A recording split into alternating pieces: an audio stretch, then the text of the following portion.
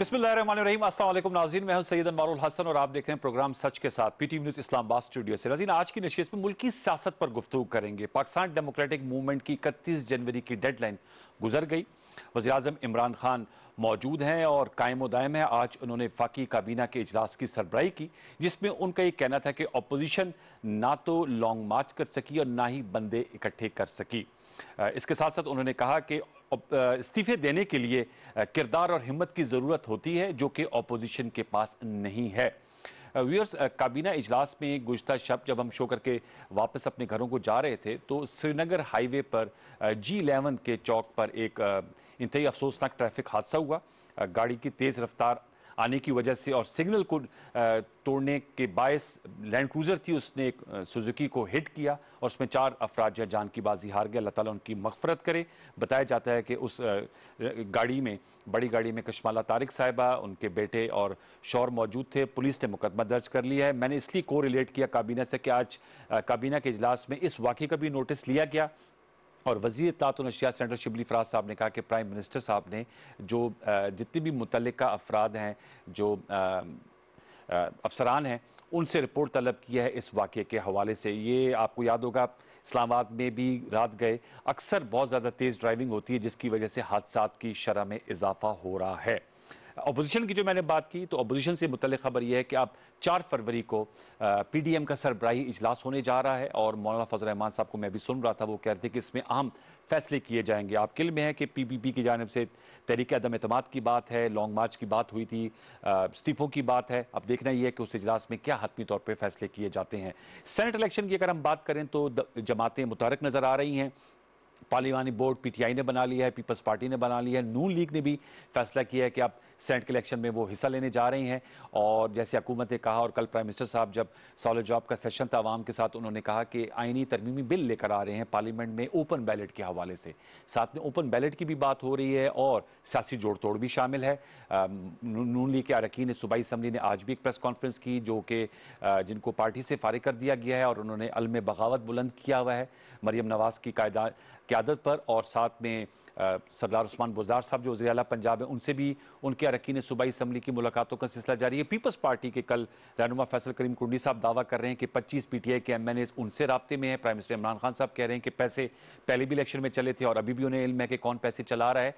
तो इन तमाम नुकात का आज की नशिस्त में अहाता करेंगे। इसके साथ साथ अच्छी खबर यह है कि आज से जो कोरोना वैक्सीन है उसकी मुहिम का आगाज़, बाकायदा आगाज़ तो कल से होगा, आज स्टार्ट हो गया। और प्राइम मिनिस्टर इमरान खान साहब मौजूद थे। जो हेल्थ लाइन हमारे फ्रंट लाइन वर्कर हैं, उनको कोरोना वैक्सीन जो है, जो चाइना की जानिब से 5 लाख हमें आई हैं डोनेशन के तौर पे, वो लगाई गई और कल से इसका बाकायदा मुहिम का आगाज़ होगा। आज NCOC में इस हवाले से एक खसूसी नशिस्त का भी एहतमाम किया गया था सहाफ़ियों के लिए और बताया गया कि कोरोना वैक्सीन के हवाले से क्या स्ट्रेटजी अपनाई गई है और किस तरह पहले मरहले में हेल्थ लाइन वर्कर्स को लगाया जाएगा, फिर 65 साल से बड़ी उम्र के अफराद, उसके बाद आम जो हेल्थ वर्कर्स हैं, फिर पाकिस्तानी अवाम के लिए और मुख्तलिफ ज़राए से ये कोरोना वैक्सीन जो हैं वो हासिल की जा रही हैं। 18 साल से जो ज़्यादा उम्र के लोग हैं उनको ये दस्तियाब और लगाई जाएंगी। तमाम नुकात का अहाता करेंगे।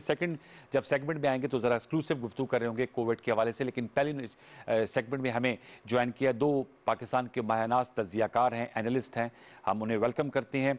फ़ाद हुसैन साहब हमारे साथ मौजूद है, DSNG लिंक पर आप एडिटर हैं, रेजिडेंट एडिटर डॉन अखबार के, आपका बहुत शुक्रिया फ़ाद हुसैन साहब।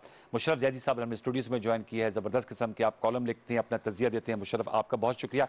फ़ाद भाई, आपसे गुफ्तगू का आगाज़ करेंगे। बताइएगा सर, आपने इस पर लिखा भी है, मैं आपके कॉलम से फॉलो करता हूं, PDM सितंबर में बनी और उसके बाद मुख्तलिफ उनके जलसे हुए, फिर 31 दिसंबर की डेडलाइन आई, फिर 31 जनवरी की डेडलाइन आई।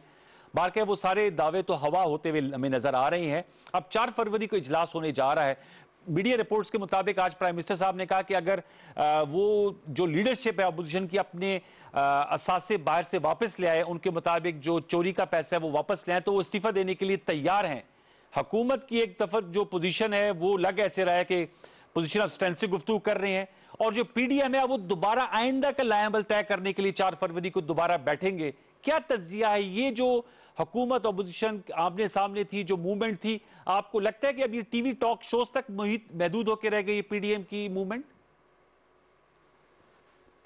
देखिए अनवार, इनका जो मीटिंग हो रही है पीडीएम की 4 फरवरी को, उसमें मेरा ख्याल है ऑप्शंस उनके पास तो बड़े कम हो गए हैं। जिस तरीके से ये मूवमेंट जो है वो पिछले 4 महीने में डेवलप हुई है, जिन मराहिल से गुजरी है, जिस तरीके से उसको, इस मूवमेंट को अपने तजादात से निपटना पड़ा और उससे उनको नुकसान भी हुआ, तो इन तमाम चीज़ों को अगर हम अपने सामने रखें तो ये जो मीटिंग हो रही है इसमें इनके पास ऑप्शंस जो हैं वो बुनियादी तौर पर 2 या 3 ही हैं। पहला ऑप्शन तो यही है कि वो सेनेट इलेक्शंस के बाद एक बार फिर जो है वो इस्तीफों का जो मामला है उसको लेकर चलें, लेकिन वो इतना आसान नहीं होगा क्योंकि अब तक ये बिल्कुल वाज़ेह हो चुका है कि पाकिस्तान पीपल्स पार्टी जो है वो इस्तीफे देने में इंटरेस्टेड नहीं है, और उसके बगैर खाली पीएमएलएन अगर इस्तीफों का जो ऑप्शन है उसको एक्सरसाइज करेगी तो जाहिर बात है उसका इम्पैक्ट उस तरीके से नहीं होगा।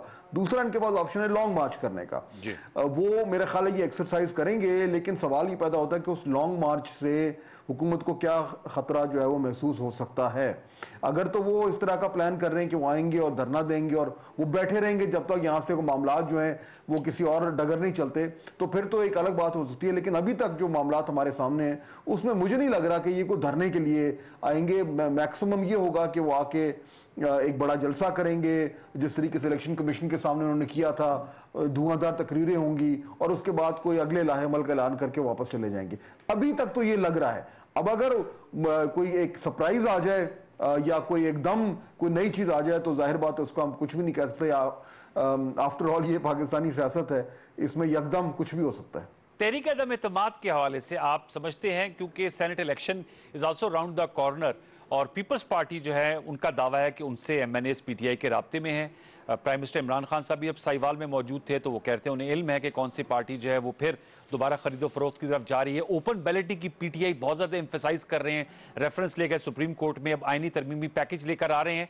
तो आप समझते हैं ये जो नंबर गेम्स है ये भी मैटर करेंगे और इसीलिए ज़्यादा ओपन बैलेटिंग की तरफ ज़्यादा जोर लगाया जा रहा है?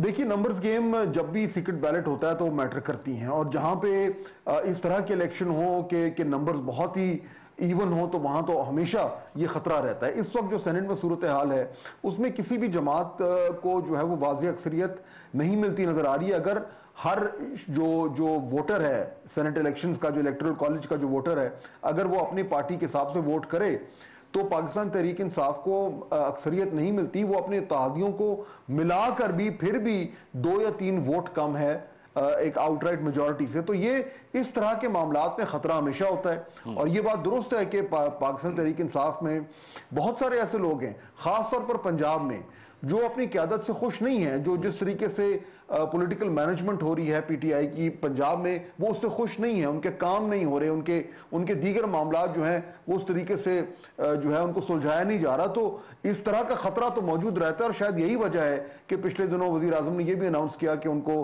तरक्याती फंड दिए जाएंगे और उनके मामला देखे जाएंगे। लेकिन क्योंकि हालात ऐसे हैं कि इस टाइम मुल्क में कशीदगी है, तो नंबर जो है वो किसी तरह भी जा सकते हैं।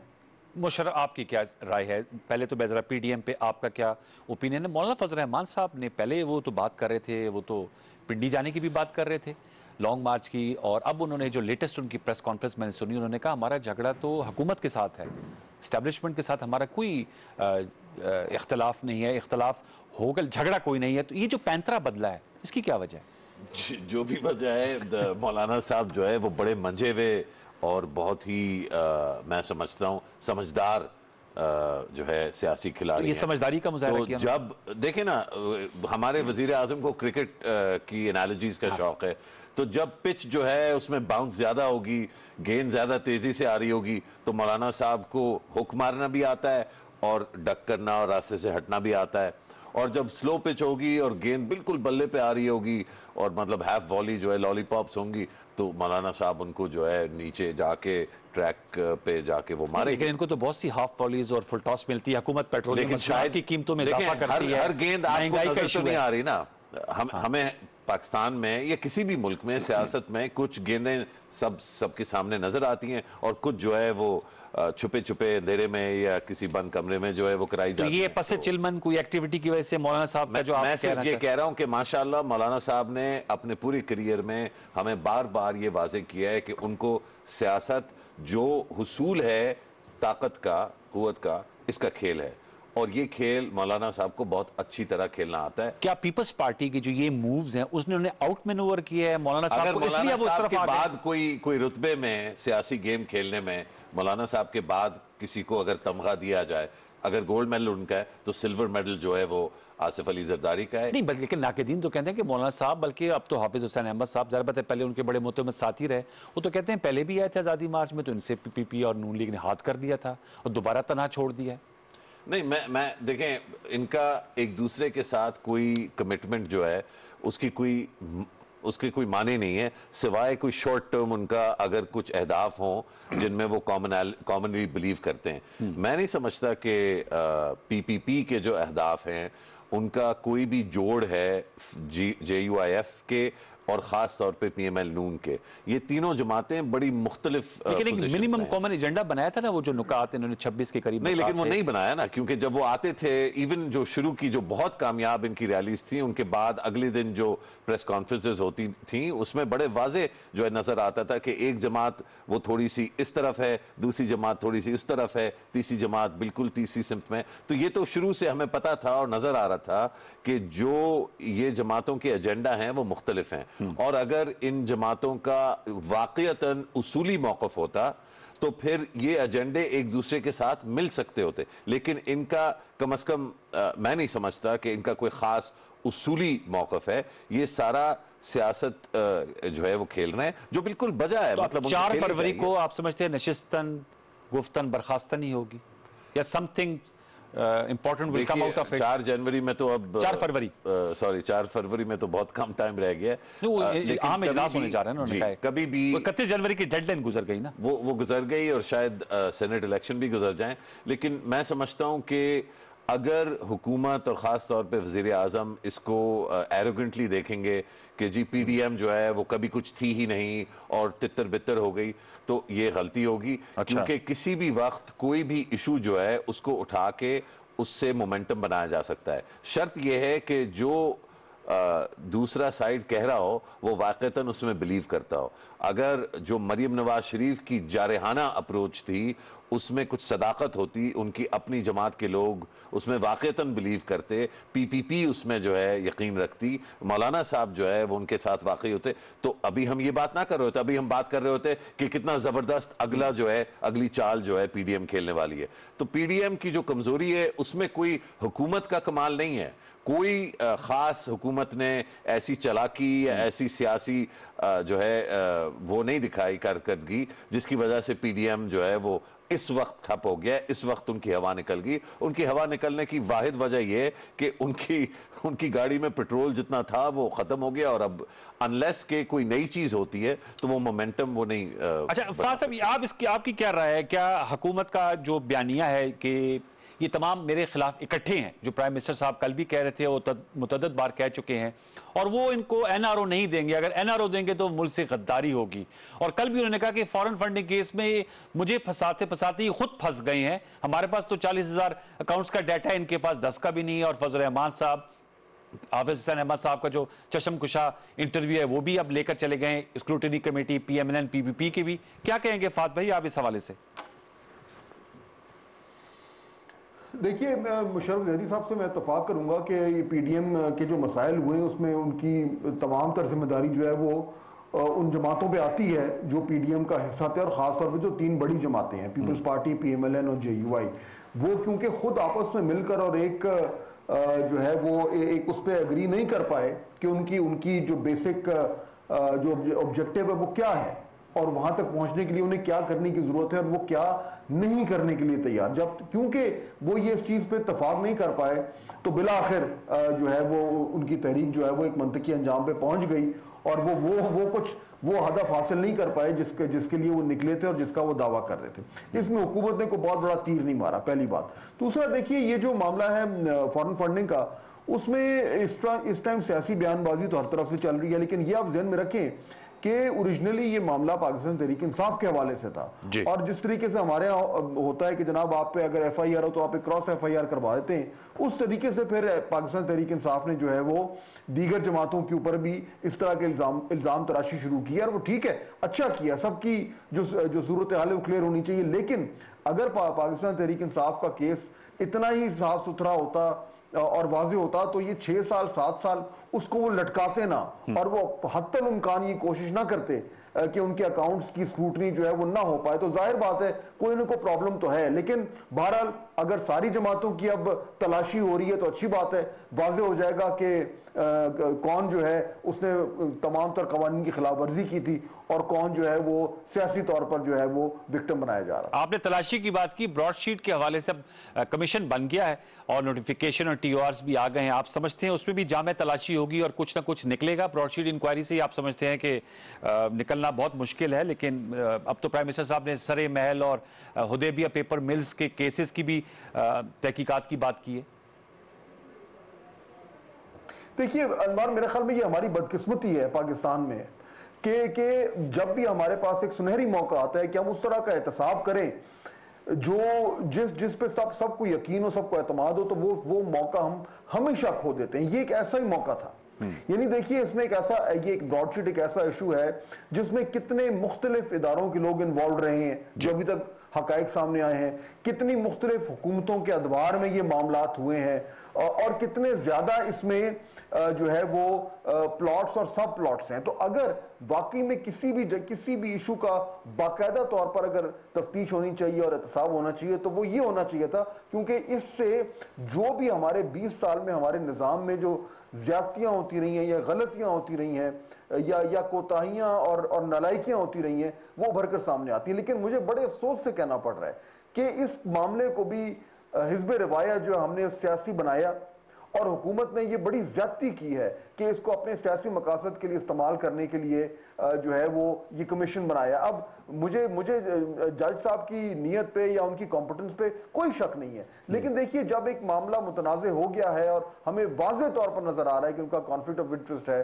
तो क्या हमारे पास पाकिस्तान में जजेस की कमी है? क्या हमारे पास ऐसे लोगों की कमी है जिन पे कोई उंगली नहीं उठा सकता, या कम से कम जिनका इस मामले पे कोई कॉन्फ्लिक्ट ऑफ इंटरेस्ट ना होता? तो मुझे अब शक ये है और मुझे खौफ ये है कि इस कमीशन में से जो भी निकलेगा उसको अब एक सियासी निगाह से देखा जाएगा और उसकी क्रेडिबिलिटी वो नहीं होगी जो कि होनी चाहिए थी। मुशर्रफ, आप क्या कहेंगे सेनेट इलेक्शंस? मैं आपसे जानना चाहूंगा, do you support in principle open balloting? Senate elections की ओपन बैलेटिंग हुई, आप समझते हैं कि एक सीक्रेसी 73 के आइन में थी, उसको बरकरार रखना चाहिए? देखिए मैं समझता हूँ हमारे मुल्क में जो ये पब्लिक डिस्कोर्स है, पॉलिटिकल सियासी गुफ्त शनीद है, इसमें बहुत बड़े हम लीप्स लेते हैं। या तो हम जो उमूमी तौर पे जो बुनियादी फंडामेंटल नॉर्म्स जिनको कहते हैं उन पे बेस करें अपनी सोच जी और अपनी डिस्कशन, या हम रियलिटीज़ पे बेस करें, क्योंकि जो तजाद है हकायक में और 1973 के आइन में जिस स्पिरिट के साथ जो चीज़ें डाली गई थी वो बहुत ज़्यादा है। तो इशू ये नहीं है कि हम 1973 की स्पिरिट के साथ जुड़े हुए हों तो हमें सीक्रेट बैलेट चाहिए, और अगर हम बिल्कुल उसके खिलाफ हों तो हमें शो ऑफ हैंड्स चाहिए। बीच में बहुत सारी चीज़ें हम स्किप कर रहे हैं। पिछला सेनेट इलेक्शन जो है वो हमारे सामने है। जब आप अपने आला तरीन इदारों को इतना वल्नरेबल कर देंगे, मैं ये नहीं कहता कि गलती हुई, बदमाशी हुई, पैसों का लेन देन हुआ या नहीं हुआ, लेकिन पूरे इस्लामाबाद में और पूरे पाकिस्तान में चर्चा तो यही था ना। बिल्कुल। अब हम PTV पे बैठे हुए जिम्मेदार शख्सियात बैठ के ये बात कर रही हैं कि ये इंप्रेशन था। हम ये नहीं कहते कि एक्चुअली था, लेकिन पूरे मुल्क में आज तक जो पिछला सेनेट इलेक्शन था, जो चेयरमैन का जो इलेक्शन था, जो खास तौर पे बलूचिस्तान अवामी पार्टी का जिस तरह वो बनी और आई पस मंजर पे, और अब वो और बढ़ जाएगी, वो बहुत बड़ी पार्टी बनने वाली है सेनेट के इलेक्शन में। तो इन सब चीज़ों को मद्देनजर रखते हुए मैं समझता हूं असल जो डिस्कशन है वो ये कि क्या बगैर मुदाखलत किए ठीक सेनेट एक जो इंतहाई बावकार और अहम इदारा है इस मुल्क का, उसमें बावकार गुफ्तु शनीद और डिस्कशन और डिस्कोर्स जो है वो नहीं हो सकता? क्या सिर्फ बाहर से मैनेज करके जो है हम इसमें अच्छे लोगों को लाना चाहते हैं, और अगर अच्छे लोगों को हम लाना चाहते हैं तो क्या पिछले इलेक्शन के बाद सेनेट की जो क्वालिटेटिव एस्पेक्ट्स हैं, जो डिस्कशन और डिबेट की क्वालिटी है, वो क्या इतनी बेहतर हुई कि हमारा जमहूरी निज़ाम, हमारी जो फेडरेशन है वो बेहतर हुई, उसकी वजह से लोगों की जिंदगियां बेहतर हुई, या कि वो हम इस सिमत में जा रहे हैं कि एक रबर स्टैंप वो बन जाएगा कि जो चंद लोगों की ख्वाहिशात के तहत लेजिस्लेशन होगी और उसको स्टैंप इस नुक्ते पे मैं आता हूं। मैं हमारे ज्वाइन किया है फवाद चौधरी साहब ने, federal minister for science and technology. Fawad साहब अस्सलाम वालेकुम। फवाद भाई, हमारे साथ फहद हुसैन साहब हैं और मुशर्रफ जैदी साहब हैं, और आपकी मौजूदगी का फायदा उठा के उन्होंने कुछ चुपते हुए नुकात उठाए हैं, मैं आपके सामने जरा रखना चाह रहा हूं। सबसे पहले तो जरा इस पर आ जाएं कि ये जो पीडीएम के गुब्बारे से हवा निकल चुकी है, तो इसमें मुशर्रफ जैदी साहब का भी ये तज्जिया है और फहद साहब ने इसको सेकंड किया है कि ये उनके अपने आपसी इख्तलाफात की वजह से जो पीडीएम है वो अपना जो इम्पैक्ट है वो नहीं बरकरार रख सके। हुकूमत ने इसमें कोई खास किरदार नहीं है, कोई आपके बयानिया का कोई इतना इम्पैक्ट नहीं है। और दूसरा, ब्रॉडशीट के हवाले से जो इंक्वायरी कमीशन आप लोगों ने तश्कील दिया है, तो फहद हुसैन साहब का ये कहना है कि इससे जो एक सुनहरी मौका मिला था कि अक्रॉस द बोर्ड अकाउंटेबिलिटी होती, मुख्तलिफ इदारे मुख्तलिफ अदवार आते, वो कहते हैं शेख अजमत सईद साहब जो काबिल एहतराम जज हैं, उनके लगाए जाने से इससे सियासी इंतकाम की बू आएगी। फवाद चौधरी साहब क्या कहेंगे? देखिए जी, पहली बात तो सही है, पीडीएम की नाकामी जो है वो उनकी अपनी वजह से है, और सिर्फ उसमें ये जरूर है कि पहले दिन ही हमने पॉइंट आउट कर दिया था अच्छा कि जिस मूवमेंट के का कोई इखलाकी जवाब ना हो वो मूवमेंट नहीं चला करती। ये एक अजीबोगरीब इतिहाद था कि फजलुर रहमान साहब जो सारी उम्र औरत की हुक्मरानी के खिलाफ एक मूवमेंट चलाते रहे हैं, वो इसको लीड कर रहे हैं। बिलावल साहब जो मदारस की मस्जिद और मदारस और मस्जिद की सियासत में इन्वॉल्वमेंट के खिलाफ हैं, वो उनकी लीडरशिप में चल रहे हैं। और मरियम नवाज शरीफ जो हैं वो फजलुर रहमान को अपनी लीडर बना के चल रही हैं। तो ये इतिहाद जिसकी कोई इखलाकी जवाब नहीं रहा, तो जाहिर है कि वो जो है वो नहीं चल सका और वो बैठ गया है। और ना ही कोई फ्रेंकली हुकूमत ने कभी क्लेम भी ये नहीं किया कि कोई हमारी वजह से बैठे हैं। हम तो हमेशा कहते रहे कि अपनी वजह से बैठ जाएंगे, इनका कोई जो है वो इनका एक किबला ही नहीं है। हर आदमी जो है वो अपने लगा हुआ और एक ही मकसद है, सबके पैसे बच जाए, वो बचना नहीं। और दूसरा जो ब्रॉडशीट का, वो मैं फहद साहब की बात से एग्री नहीं करता। मुझे आप बताइए, इससे पहले कौन सा ऐसा कमीशन, अदालत या इदारा है जिसको मुस्लिम लीग नून ने या उन लोगों ने जिनके खिलाफ करप्शन की तहकीकात होनी है मान के चले? मसलन आपको JIT जो है, क्या वो कंट्रोवर्शियल नहीं थी? क्या सुप्रीम कोर्ट का बेंच जिसको इन्होंने जो तहकीकात जब शुरू कर रहा था उसको कंट्रोवर्शियल नहीं कर दिया गया था? क्या जस्टिस आसफ सईद खोसा के खिलाफ मुहिम नहीं चलाई गई? क्या साकिब निसार साहब के खिलाफ मुहिम नहीं चलाई? कौन सा जज है जो इन लोगों के शर से बचा है? कौन सा इदारा है जो इन लोगों के शर से बचा है? तो ये तो हम जिसको भी बना दें, चाहे कोई रिश्ता भी आप अपॉइंट कर देंगे तो उसके खिलाफ मूवमेंट चलाएंगे, ये इररेलेवेंट है। देखना ये है कि वो कमीशन अपनी तहकीकात कैसे करता है और क्या क्या एविडेंस उसके सबूत में पेश करता है। और वैसे भी इस वक्त तक भी जितनी एविडेंस आ गई है, उसके बाद जिसको शक है वो तो सिर्फ ऐसे ही समझिए कि वो तो चोरों के साथ ही मिला हुआ है और तो कुछ हुआ है। आपको कॉन्फ्लिक्ट ऑफ इंटरेस्ट नजर नहीं आता? जिस तरह फहद साहब इशारा कर रहे थे कि जस्टिस अजमत साहब डिप्टी प्रोसिक्यूटर जनरल थे नैब के, और नैब जो है इसमें nab will be in the dock, तो वो उसमें आपको ऐसा नहीं नजर आता? देखिए ना, पहली बात तो यह है कि अजमत जो है हमारे अजमत सईद साहब ये स्पेशल प्रोसिक्यूटर रहे हैं, ये डिप्टी प्रोसिक्यूटर कभी भी नहीं रहे। अच्छा। दूसरी बात यह है कि जब ये ब्रॉडशीट साइन हुआ था उस वक्त इस्मत मेहदी साहबा जो है वो डिप्टी प्रोसिक्यूटर जनरल थी, और इनका कभी भी ब्रॉडशीट से तो कभी कोई ताल्लुक रहा ही नहीं। जहाँ तक इनका ज्यादा जो उसके ऊपर PMLN को गुस्सा है वो ये है कि ये उस बेंच में शामिल थे जिसने पैनामा का फैसला दिया। उस बेंच में तो चीफ जस्टिस पाकिस्तान भी शामिल थे, उस बेंच में तो फिर अगर देखें आप तो वो जस्टिस एजाजुल हसन भी शामिल थे। तो फिर आधी सुप्रीम कोर्ट और आधी हाई कोर्ट तो डिस्क्वालीफाई हो जाती है इस आर्गूमेंट। तो ये तो कोई आर्गूमेंट। फहद साहब, आपने गुफ्तगू सुनी फवाद चौधरी साहब की, वो कह रहे हैं इस तरह तो फिर किसी शख्स को भी पे मेरे ख्याल में कंसेंसस नहीं डेवलप हो सकेगा, क्योंकि सियासी तौर पे हर किसी की अपनी एक पोजीशन है, और एहतसाब जो है वो ज़ाहिर बात है जिनके खिलाफ शवाहिद आ रहे होते हैं उनको बुरा लगता है। तो फहद साहब क्या कहेंगे इस हवाले से? देखिए, ये ऑफिशियल पोजीशन है गवर्नमेंट की और ये गवर्नमेंट का हक है कि वो उस पोजीशन को उस तरीके से लेकर आगे चलाए। बहरहाल अब तो खैर जो होना था वो हो गया और वो जो जो जो जज साहब अपॉइंट होने थे वो भी हो गए, उसके टर्म्स ऑफ रेफरेंस भी आ गए। मैं इस हवाले से बात कर रहा था कि जब इसकी ये जो कमीशन अपना काम मुकम्मल करेगा तो उसका जो कुछ भी उसकी फाइंडिंग्स होंगी उसके ऊपर उस तरह का एतमाद इसलिए नहीं हो पाएगा क्योंकि एक सियासी रंग इस पर चढ़ा दिया गया है। ये मैं पहले भी मैंने कहा था कि मुझे यानी मेरे पास कोई वजह नहीं है कि मैं कहूँ कि जो जज साहब हैं वो किसी भी तरीके से उनकी इंटेग्रिटी पे कोई सवाल हो सकता है या उनकी कॉम्पिटेंस पे हो सकता है, बिल्कुल नहीं हो सकता। सिर्फ ये इशू है कि जब एक बार कॉन्फ्लिक्ट ऑफ इंटरेस्ट आ गया, ठीक है, अब वो हम थोड़ा सा उसकी बारीकी में जा सकते हैं कि जी वो उनका एग्जैक्टली क्या ताल्लुक था और क्या नहीं था, लेकिन ये बात तो दुरुस्त है कि वो नैब के साथ एसोसिएटेड थे उस वक्त। वो वक्त है जब नैब की जो डिसीजन मेकिंग है या जो भी उसके मामलात हैं वो इन्वेस्टिगेट हो रहे हैं। तो एक कॉन्फ्लिक्ट ऑफ इंटरेस्ट उस तरीके से तो बनता है, ठीक है, चाहे कम हो। मेरा ये कहना है कि अगर गवर्नमेंट वाकई में सीरियस होती है कि इसको एक टेस्ट केस बनाना है कि अक्रॉस द बोर्ड जो है नॉन पार्टिसान तरीके से एहतसाब हो, तो हमारे पास बहुत सारे इक्वली कॉम्पिटेंट जजेस हैं, इक्वली जजेस जिनकी उतनी ही इंटेग्रिटी है जितनी इन जज साहब की है, जो नैब के साथ उनका कोई भी कॉन्फ्लिक्ट ऑफ इंटरेस्ट नहीं है। तो अगर गवर्नमेंट चाहती तो उसके पास ये ऑप्शंस थे।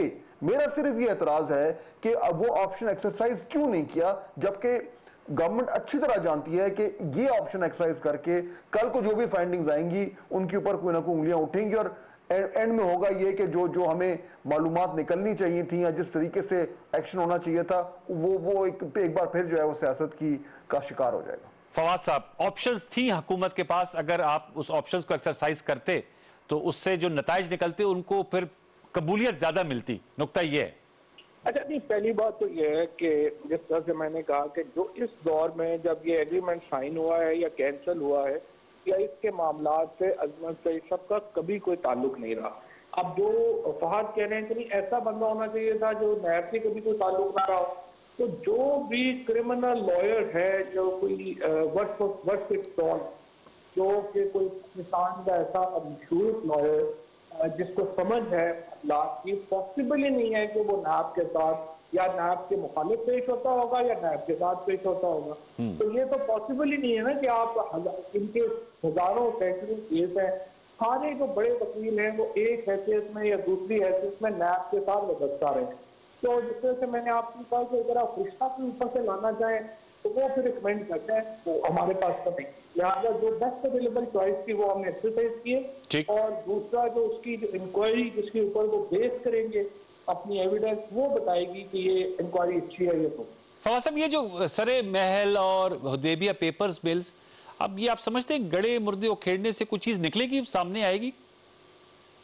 गड़े मुर्दे नहीं है, ये वो गड़ा हुआ पैसा है पाकिस्तान का जो बाहर चला गया है, जो लाना जरूरी है। ये मेरा आपका और पाकिस्तान की आवाम का पैसा, और अच्छा। इसको हर we should try to get it back. ये तो कोई बात नहीं कि जो पैसे ले गए हैं तो उनको माफ कर दें और उसके बाद चलेंगे दोबारा आज से दोबारा शुरू कर लेते हैं, ये तो कोई आर्गूमेंट ना हुआ। जाहिर है जो अरबहा रुपया पाकिस्तान से बाहर गया है, इट्स इम्पोर्टेंट कि people of Pakistan should know किधर गया है, कैसे गया है, कौन ले गया है, और अगर नहीं आ सका तो क्यों नहीं आ सका, और उसमें कौन कौन मुलव्वस है, और अगर ये केसेस कंक्लूड नहीं हो सके तो कौन कौन मुलव्वस है और क्यों नहीं आ सका। ये इंपॉर्टेंट बातें हैं कि पता होनी। मुशर्रफ साहब वो कह रहे हैं कि ये जो है पता होना चाहिए, हकायक सामने आने चाहिए, लोगों को पता होना चाहिए किनका पैसा है, क्यों कर ये केसेस खत्म हुए या बंद कर दिए गए। आप समझते हैं कि पीपल शुड नो, और पीपल लोगों की ये प्रायोरिटीज हैं कि पता चले उनको? अनवार, इसमें तो मेरा ख्याल है इसमें तो कोई दो राय नहीं है। इसमें तो आप पीएमएल नून के लोगों को बिठा के इधर बात कर लें, पीपीपी के कर लें, जेयूआईएफ के कर लें, पीटीआई के कर लें, जो बहुत ज्यादा शिद्दत पसंद मुसलमान हमारे भाई हैं बहनें, उनसे पूछ लें, जो बिल्कुल लिबरल तबके से ताल्लुक रखते हैं उनको पूछ लें। कौन शख्स जो है वो कहेगा कि जहां पे भी कोई शक शुबहात हैं कि ये पैसे जो है ये कहां से बने, कैसे बने, और उस पे जेन्युइनली कुछ एविडेंस जो है कोर्ट्स में एक्सेप्ट किया जाता है कि ये इनफ है कि हम इस पे तहकीकात करें, तो जाहिर बात है हम सबको पता होना चाहिए, और अगर चोरी हुई है तो पैसे वापस लेने चाहिए और सजा होनी चाहिए। इशू क्या है, 1996 के से लेके आज तक, अब फवाद साहब तो उस वक्त बहुत छोटे थे क्योंकि वो उम्र में बहुत कम है, बहुत नौजवान है, लेकिन 1996 से लेके जो उस उम्र के हैं जिनको याद है, अब तक तसलसल के साथ हर साल हर महीने किसी ना किसी एंगल से ये जो करप्शन और एंटी करप्शन का सवाल ही उठाया जाता है। सिर्फ ब्रॉडशीट का अगर आप देख लें तो ये कहानी जो है इसको 20 साल हो गए। 20 साल। अच्छा, क्या वजह है कि जो फहद हुसैन ने तजवीज दी कि काबिल लोग और भी थे? मैं एक्चुअली उनकी जो स्पिरिट है उससे एग्री करता हूं, लेकिन ना मैं फवाद साहब से एग्री करता हूं ना फहद से।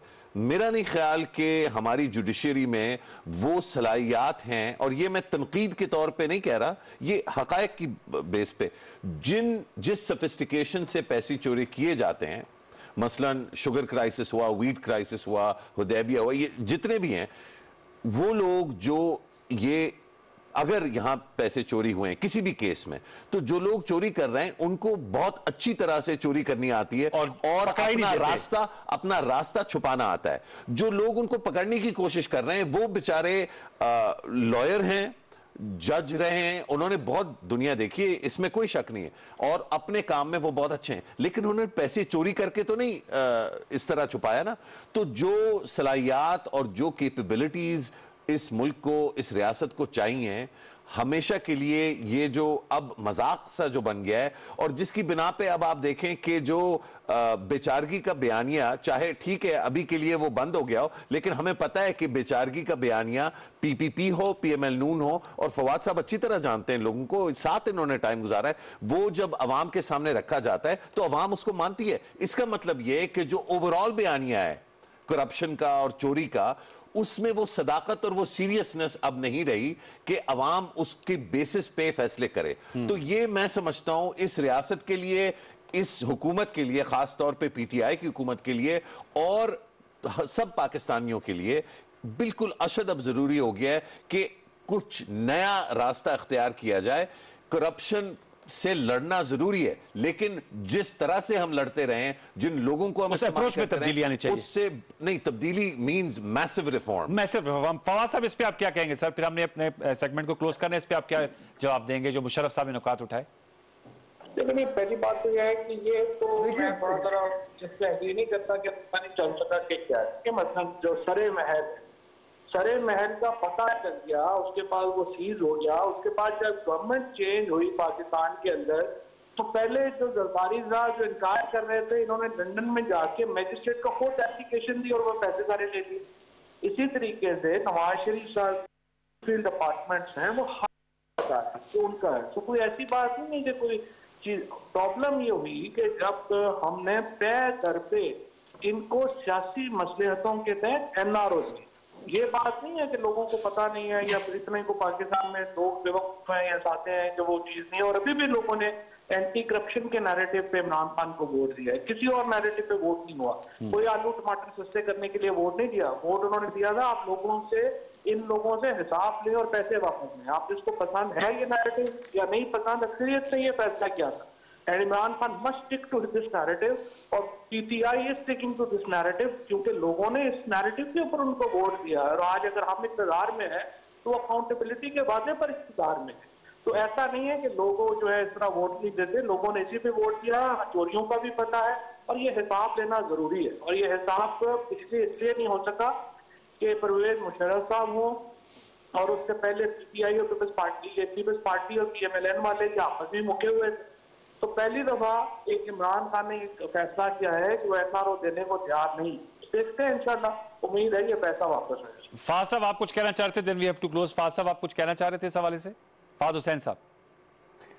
नहीं, देखिए, मेरे ख्याल में इस बात में तो कोई डिसएग्रीमेंट नहीं है कि अगर कोई भी ऐसा इस तरह की प्रॉपर्टीज हैं या कोई ऐसा पैसा है या कोई भी इस तरह की करप्शन हुई है जिसको ट्रेस करना जरूरी है, तो इसमें तो कोई डिसएग्री कर ही नहीं सकता कि उसको ना करें, चाहे वो सरे पैलेस हो, चाहे वो कोई और हो। मेरा सिर्फ एक नुक्ता है कि जो भी इन्वेस्टिगेशन करनी है या जो भी जिस तरीके से भी आपने इस तरह के पैसे को ट्रेस करना है, उस पर सियासी रंग नहीं चढ़ना चाहिए। अब उसकी काउंटर आर्गुमेंट ये हो सकता है कि देखिए जी, जो भी हुकूमत जब ये काम करेगी तो उसके ऊपर एक सियासी उंगलियां तो उठेंगी, ये बात दुरुस्त है, लेकिन इसीलिए मैं जो ये आर्ग्यू करना चाह रहा हूं कि अगर कोई हुकूमत वाकई में चाहती है कि वो जो काम कर रही है एहतसाब के हवाले से वो क्रेडिबल हो और वो इतना हाई स्टैंडर्ड, वो बार को इतना ऊपर कर दे कि आने वाली जो हुकूमतें हैं वो फिर उसको नीचे ना कर सके। तो उसको ये पहल करनी पड़ेगी कि वो इवन हैंडेडली जो है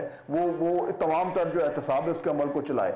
इस वक्त ये जिस तरीके से ये कमीशन चलाया जा रहा है और उसमें अब सरे पैलेस और दीगर मामला डाले जा रहे हैं, उससे अगेन ये इमेज इन परसेप्शन रीइंफोर्स होता है कि ये सियासी बुनियादों पर हो रहा है। हालांकि मैं फिर से रिपीट करूंगा कि अगर वाकई में हमारे पास ऐसे शवाहिद हैं तो बिल्कुल करप्शन के पैसे को वापस लाने के लिए हत्तुल इम्कान कोशिश करनी चाहिए। फवाद साहब, कैसे इस तासर को जायल किया जा सकता है? वो विक्टिम पर प्ले किया जाता है। आप देखें जो खोकर बरदरान थे, जो ख्वाजा आसिफ साहब की, वो कल हमारे शो में शामी साहब थे, वो कहते प्राइवेट हाउसिंग सोसाइटी हुकूमत का क्या उसमें अमल दखल, फिर वो विक्टिम हुड प्ले किया जाता है। फवाद साहब देखिए ना, अब एक तो ये जो कब्जे छुड़ाए गए, ये तमाम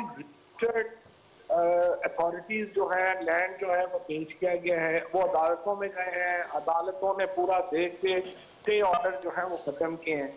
और जिस तरह से ये फवाद ने भी सही कहा, देखिए प्रॉब्लम ये, जब भी आप किसी को पकड़ेंगे वो आगे से यही कहेगा कि मेरे खिलाफ तो बड़ा जुल्म और ज्यादती हो गया।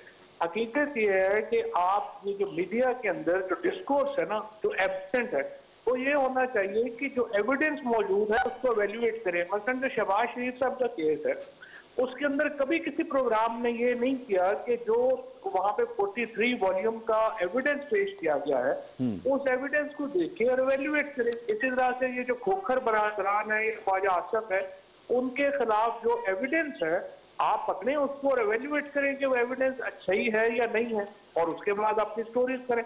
हमारे यहाँ सिर्फ एक मीडिया भी पार्टीज बन जाता है, और यहाँ पे इंडिपेंडेंस तो फिर वो जब आप कहते हैं कि पॉलिटिकल हो जाती है, हर वो तो तभी हो सकता है ना जब मीडिया अपनी गैर जानबदारी बरकरार रखे और एविडेंशियरी वैल्यू जो है उसको वो एवेल्युएट करे।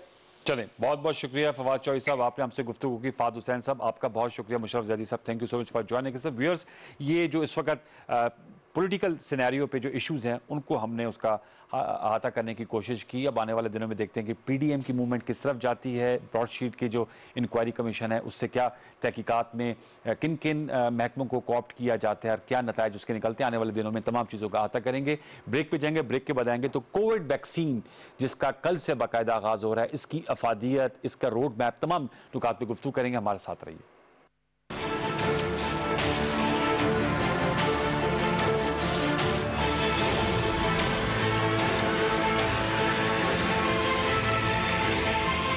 अब 10 नहीं 11 बीमारियों से तहफ़्फ़ुज़। वज़ीर आला पंजाब की हिदायत पर हुकूमत पंजाब की जानिब से बच्चों के हिफाजती टीकाजात के कोर्स में अब टाइफाइड बुखार से बचाव का हिफाजती टीका भी शामिल कर दिया गया है। टाइफाइड हिफाजती टीकाजात की खुसूसी मुहिम 1 फरवरी था 15 फरवरी। वालिदैन हरगिज लापरवाही मत बरतें। मुहिम के दौरान अपने 9 माह से 15 साल तक के हर बच्चे को टाइफाइड से बचाव का हिफाजती टीका करीबी सरकारी अस्पताल, मराकज़ सेहत और महकमा सेहत के इलाके में आने वाली टीमों से मुफ्त लगवाएं। अपने बच्चों का मुस्तकबिल टाइफाइड बुखार से महफूज बनाएं। महकमा primary and secondary health care, हुकूमत पंजाब।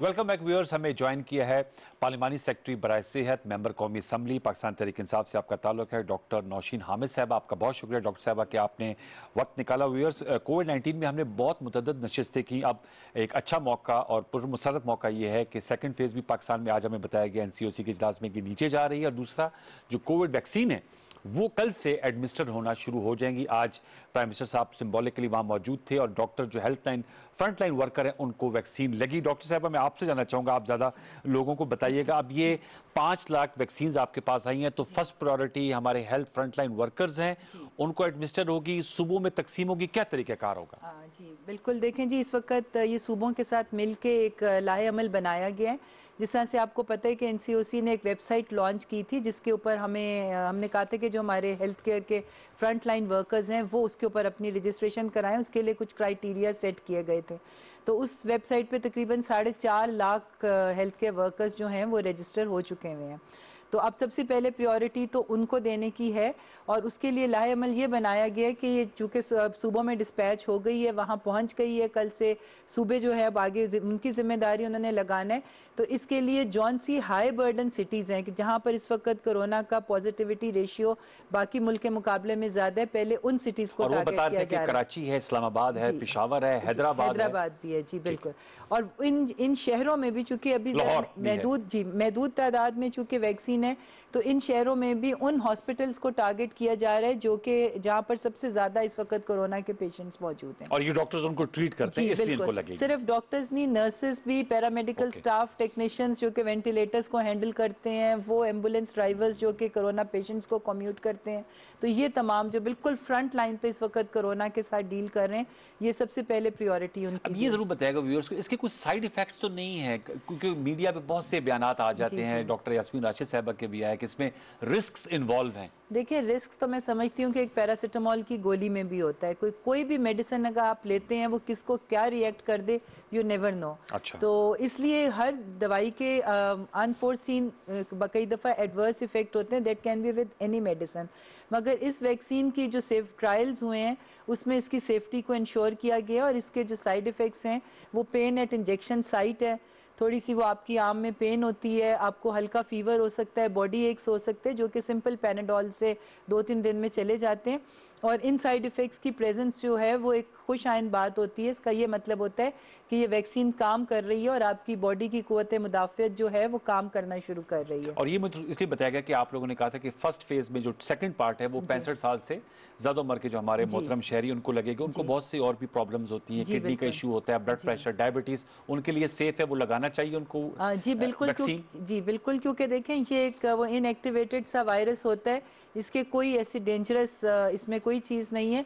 जो एडवर्स इफेक्ट है वो कोई करोड़ों में किसी एक आध को हो सकता है। फाइजर लगाने से यूरोप में हलाकत हो गई। जी, वो भी अभी कोई बहुत ज़्यादा उसकी एविडेंस हमें अभी पूरी तरह से सामने नहीं आई है, मगर ये कि एडवर्स इफेक्ट कोई करोड़ों में, लाखों में कोई एक आध हो सकता है, जो कि अनप्रेडिक्टेबल होता है।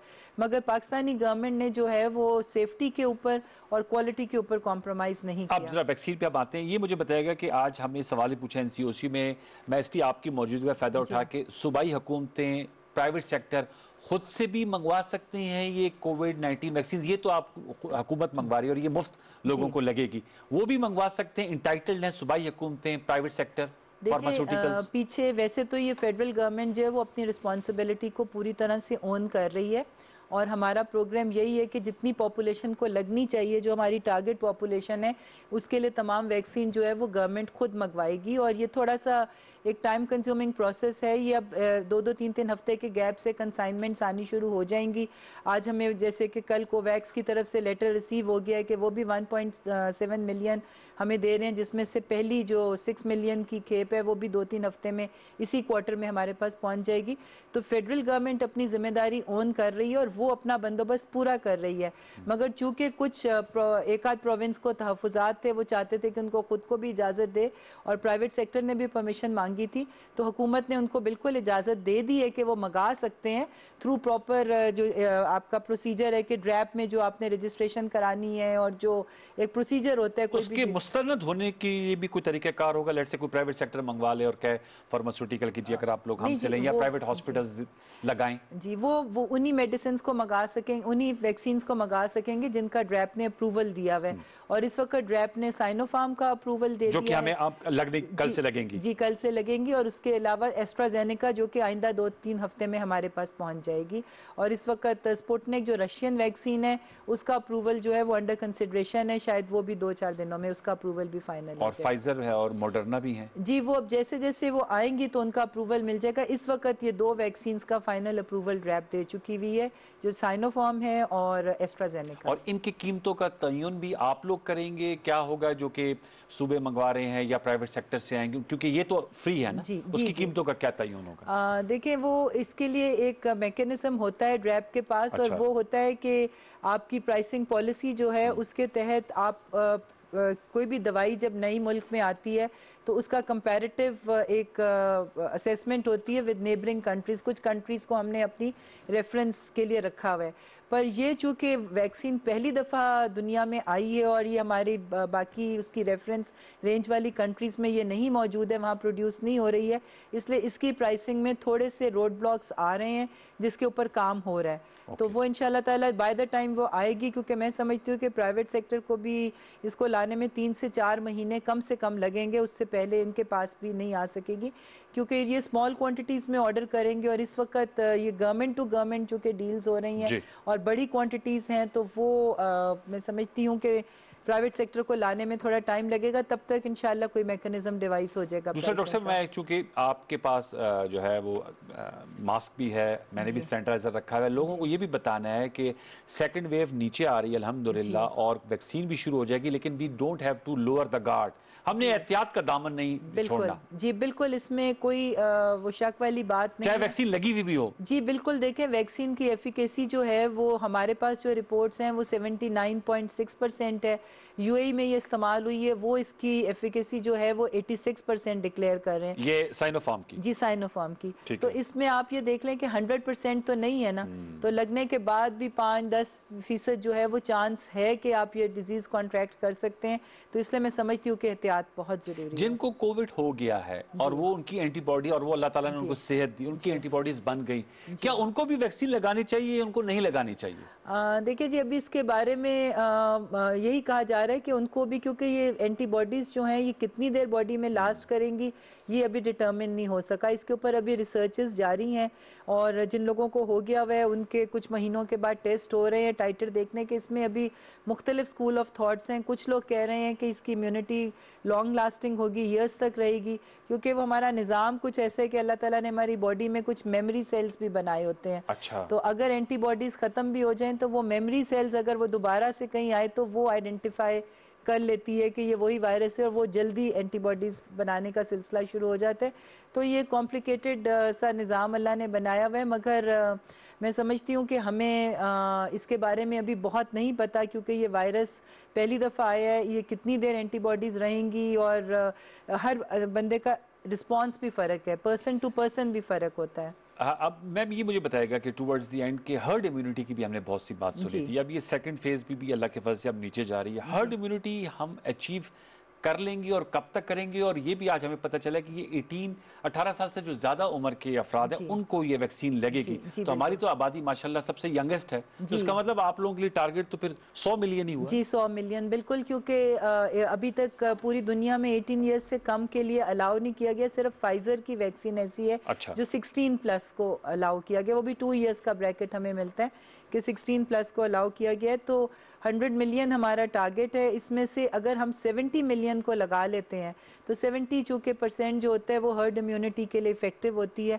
तो मैं समझती हूँ कि अगर 70 मिलियन को लग जाएगी तो इंशाल्लाह ताला हम इसके फैलाव को रोकने में कामयाब। बहुत शुक्रिया, thank you very much doctor Rashid Hamid साहब, आपने हमें ज्वाइन किया। व्यूअर्स, अहम नुकात थे, कोविड-19 बहुत बड़ा इशू है, इंशाल्लाह कल से मुहिम का आगाज़ होगा, लेकिन आप लोगों ने एहतियात का दामन नहीं छोड़ना, मास्क लगाना है, सैनिटाइजर का इस्तेमाल करना है, क्योंकि ये वायरस है, वैक्सीन के बावजूद भी चांसेस होते हैं, जैसे डॉक्टर साहब बता रही कि 86% इफेक्टिव है, तो 14% चांसेस है कि आपको दोबारा लग सकता है। अल्लाह ताला हम सबको अपने हिफ्ज़ व मान में रखे।